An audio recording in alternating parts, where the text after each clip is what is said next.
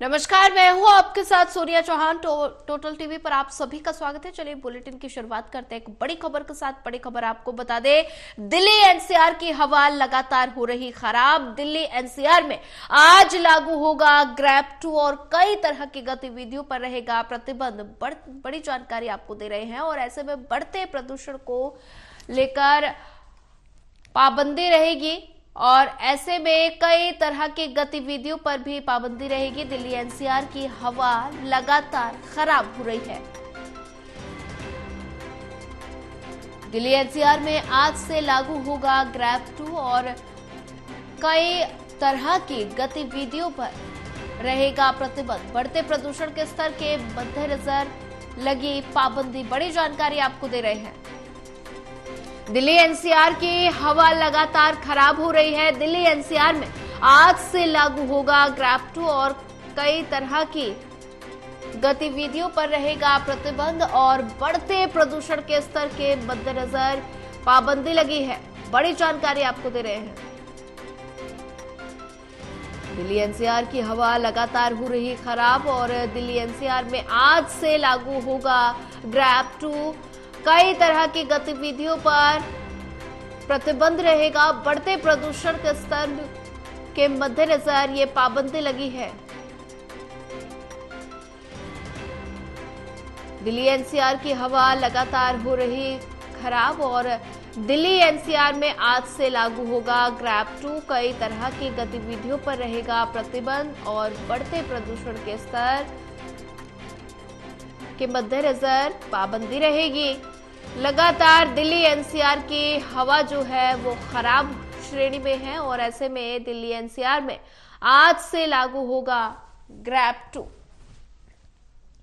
कई तरह की गतिविधियों पर प्रतिबंध रहेगा और वही ज्यादा जानकारी साझा करने के लिए हमारे साथ विशाल सिंह जुड़ चुके हैं। विशाल, दिल्ली एनसीआर की आबो हवा जो है वो बेहद ही खराब श्रेणी में है और ऐसे में आज दिल्ली एनसीआर में लागू होगा ग्रैब 2 और कई तरह की गतिविधियों पर प्रतिबंध रहेगा।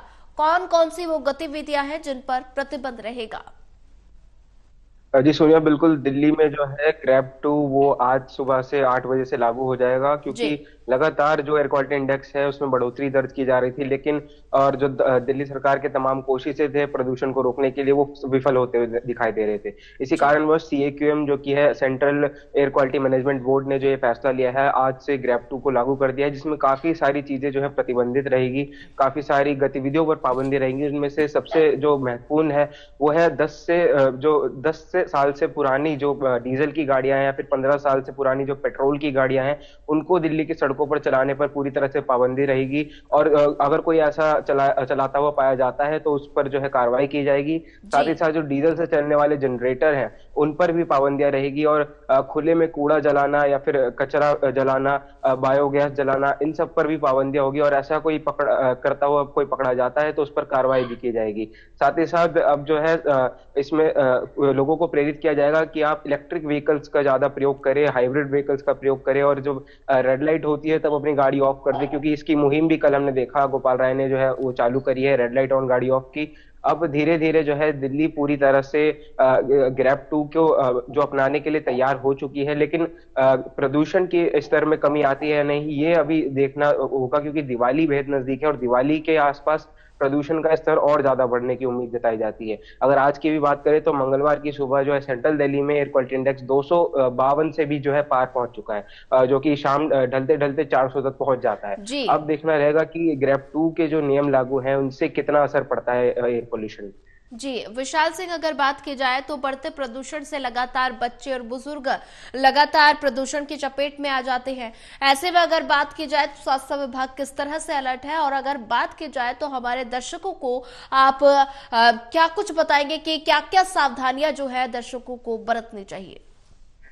बिल्कुल, दिल्ली के सरकारी अस्पतालों की बात करें तो आरएमएल हॉस्पिटल या फिर एलएनजेपी हॉस्पिटल से ये हिदायत दी जा रही है लोगों को कि आप घर से केवल जरूरी समय के लिए ही जो है बाहर निकलें, और खासतौर पर जो मॉर्निंग वॉकर्स हैं वो अपनी मॉर्निंग वॉक जो है वो थोड़ा समय से बात करें, क्योंकि सुबह के समय काफी ज्यादा प्रदूषण का लेवल जो है वो देखने को मिलता है। धुंध की जी। चादर इतनी फैल चुकी है, क्योंकि विजिबिलिटी भी जो है अब काफी कम हो गई है। ऐसे जी। में फेस मास्क का प्रयोग करने की हिदायत लगातार दी जा रही है। बुजुर्गों और छोटे बच्चों को घरों में ही रहने की जो है सलाह दी जा रही है, और साथ ही साथ अपने जो है आसपास पानी का छिड़काव लगातार करने की जो है वो भी सलाह दी जा रही है, ताकि प्रदूषण या फिर धूल पैदा होने से उसको रोका जा सके। और जी। किसी भी प्रकार के ऐसे कंस्ट्रक्शन साइट के आसपास जाने से भी मना किया जा रहा है, क्योंकि वहां पर जो है काफी ज्यादा प्रदूषण दर्ज किया जाता है। जी, विशाल सिंह, ज्यादा जानकारी साझा करने के लिए आपका धन्यवाद।